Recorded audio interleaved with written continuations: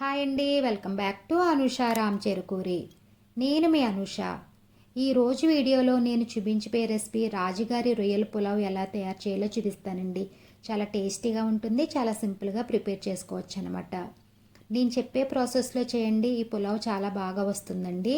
మరి లేట్ చేయకుండా ఎలా తయారు చేయాలో చూసేద్దాం రండి.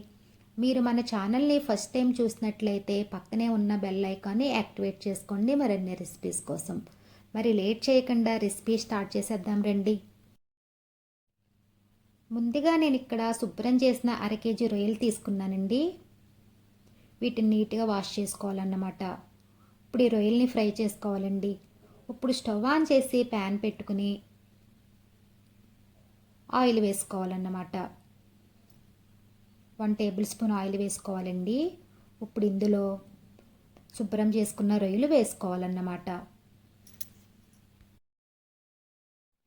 ఇప్పుడు ఇందులో కొంచెం పసుపు, తర్వాత కొంచెం ఉప్పు, అలాగే కొంచెం కారం వేసుకుని నీరంతా ఎగిరిపోయే వరకు ఫ్రై చేసుకోవాలన్నమాట.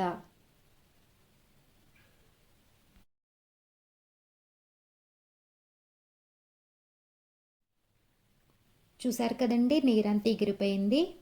ఇలా ఫ్రై చేసుకున్న తర్వాత ఒక బౌల్లో తీసుకుని పక్కన పెట్టుకోండి. నేను ఇక్కడ 2 గ్లాసుల చిట్టి ముత్యాల రైస్ని తీసుకున్నానండి. ఈ పులావ్కి చిట్టి ముత్యాల రైస్నే వాడాలన్నమాట. ఈ చిట్టి ముత్యాల రైస్ వాడితే పులావ్కి మంచి టేస్ట్ వస్తుందన్నమాట. ఇప్పుడు ఈ రైస్ని బాగా కడిగి వాటర్ ఏమీ లేకుండా వడకట్టుకోవాలి.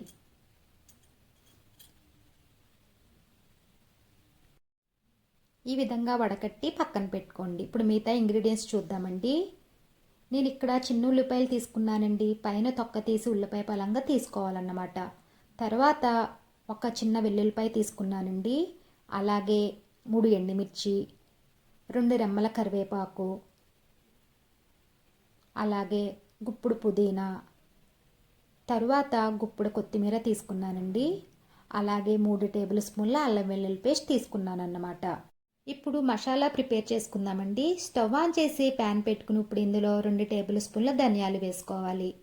అలాగే 1 స్పూన్ జీలకర్ర, 3 ఇంచుల దాల్చిన చెక్క, 8 ఇలాచీ, 15 లవంగాలు, 2 అనాస పువ్వు, 10 మిరియాలు వేసుకుని లో ఫ్లేమ్లో మంచిగా ఫ్రై చేసుకోవాలన్నమాట. చూసారు కదండి, ఈ విధంగా వేగిన తర్వాత ఒక ప్లేట్లో తీసుకుని చల్లారనివ్వండి. ఇది పూర్తిగా చల్లారిన తర్వాత మిక్సీలో వేసుకుని పొడి చేసుకోవాలి. ఇలా పొడి చేసుకున్న మసాలాని పక్కన పెట్టుకోండి. ఇప్పుడు స్టవ్ ఆన్ చేసి ఒక పెద్ద గిన్నె పెట్టుకుని అందులో 2 టేబుల్ స్పూన్ల నెయ్యి వేసుకోవాలి. అలాగే 2 టేబుల్ స్పూన్ల నూనె వేసుకోవాలండి. నూనె వేడైన తర్వాత దంచిన వెల్లుల్లి వేసుకోవాలి. అలాగే 3 ఎండుమిర్చిని ముక్కలుగా చేసి వేసుకోవాలి. తర్వాత పచ్చిమిర్చిని పొడవుగా కట్ చేసి వేసుకుని ఫ్రై చేసుకోవాలన్నమాట. ఇప్పుడు ఇందులో ఉల్లిపాయలను కూడా వేసుకుని ఫ్రై చేసుకోవాలన్నమాట.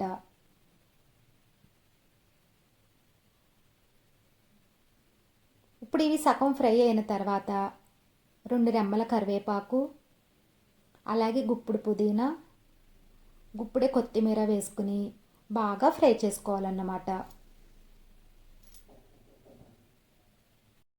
ఈ విధంగా ఫ్రై అయిన తర్వాత ఇప్పుడు ఇందులో అల్లం వెల్లుల్లి పేస్ట్ వేసుకుని పచ్చివాసన పోయే వరకు ఫ్రై చేసుకోవాలన్నమాట.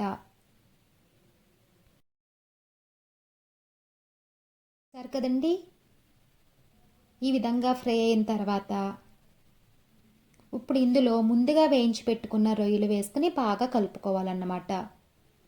మనం రొయ్యలు ఆల్రెడీ ఫ్రై చేసుకున్నాం కాబట్టి ఎక్కువ ఫ్రై చేయనవసరం లేదండి. 1 నిమిషం పాటు ఫ్రై చేస్తే సరిపోతుందన్నమాట. కదండి, 1 నిమిషం రొయ్యల్ని ఫ్రై చేసుకున్న తర్వాత ఇప్పుడు ఇందులో వడకొట్టుకున్న రైస్ని వేసుకుని బాగా ఫ్రై చేసుకోవాలి. ఈ పులావ్కి మంచి టేస్ట్ రావాలి అంటే ఈ చిట్టి ముత్యాల రైస్ని బాగా ఫ్రై చేసుకోవాలన్నమాట.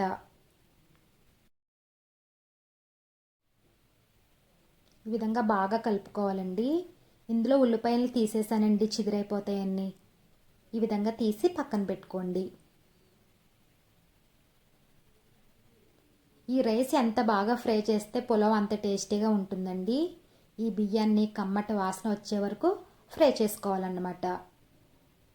చూసారు కదండి, రైస్ కలర్ చేంజ్ అయ్యింది. ఇప్పుడు ఇందులో 2 టేబుల్ స్పూన్ల కారం, రుచికి సరిపడా ఉప్పు, అలాగే మనం ముందుగా పొడి చేసిన మసాలా కూడా వేసుకుని అంతా బాగా కలిసేలా కలుపుకొని ఫ్రై చేసుకోవాలన్నమాట. ఈ పులావ్కి రైస్ ఎంత బాగా ఫ్రై చేస్తే అంత టేస్టీగా ఉంటుందండి. ఇప్పుడు ఇందులో ముందుగా తీసి పెట్టుకున్న ఉల్లిపాయలు వేసుకుని మంచిగా ఫ్రై చేసుకోవాలన్నమాట.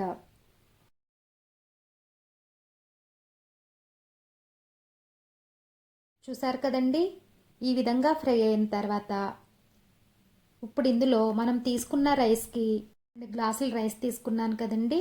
ఇప్పుడు ఇందులో 4 గ్లాసు వాటర్ని యాడ్ చేసుకోవాలన్నమాట.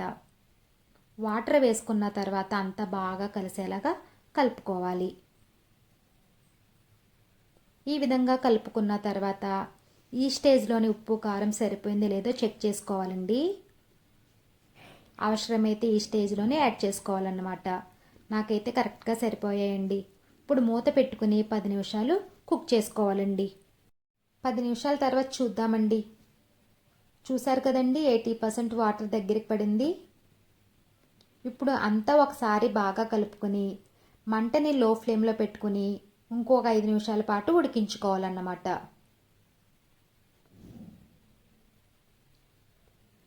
5 నిమిషాల తర్వాత చూద్దామండి. చూసారు కదండి, వాటర్ అంతా దగ్గరికి పడింది. ఇప్పుడు మళ్ళీ అంతా ఒకసారి బాగా కలుపుకుని మూత పెట్టి మరో 5 నిమిషాల పాటు ఉడకనివ్వండి. చూసారు కదండి, రాజుగారి రొయ్యల పులావ్ రెడీ అయింది. ఇప్పుడు ఇందులో నెయ్యి వేసుకుని అంతా బాగా కలుపుకొని స్టవ్ ఆఫ్ చేసుకోవాలండి. ఇలా కలుపుకున్న తర్వాత మూత పెట్టి 5 నిమిషాలు అలానే వదిలేయండి. ఇలా చేయడం వల్ల రైస్ ముద్ద ముద్ద లేకుండా పొడి పొడిలాడుతూ వస్తుందన్నమాట. 5 నిమిషాల తర్వాత చూద్దామండి. చూసారు కదండి, ఎంతో టేస్టీగా ఉండే రాజుగారి రొయ్యల పులావ్ రెడీ అయింది. టేస్ట్ అయితే అద్దరిపోతుందండి. చాలా సింపుల్గా రెడీ చేసుకున్నాం కదండి ఈ రాజుగారి రొయ్యల పులావ్ని. ఇప్పుడు ఒక సర్వింగ్ ప్లేట్లో తీసుకుని సర్వ్ చేసుకుంటేనండి. చూసారు కదండి, ఎంతో టేస్టీగా ఉండే రాజుగారి రొయ్యల పులావ్ రెడీ అయింది. చాలా సింపుల్గా రెడీ చేసుకున్నాం కదండి. ఈ రెసిపీని మీరు కూడా ట్రై చేయండి. ఈ వీడియో మీకు నచ్చినట్లయితే లైక్ చేయండి. అలాగే మీ ఫ్రెండ్స్కి రిలేటివ్స్కి షేర్ చేయండి. అలాగే కామెంట్ చేయండి. మరిన్ని రెసిపీస్ కోసం మా ఛానల్ని సబ్స్క్రైబ్ చేయండి. Thank you for watching.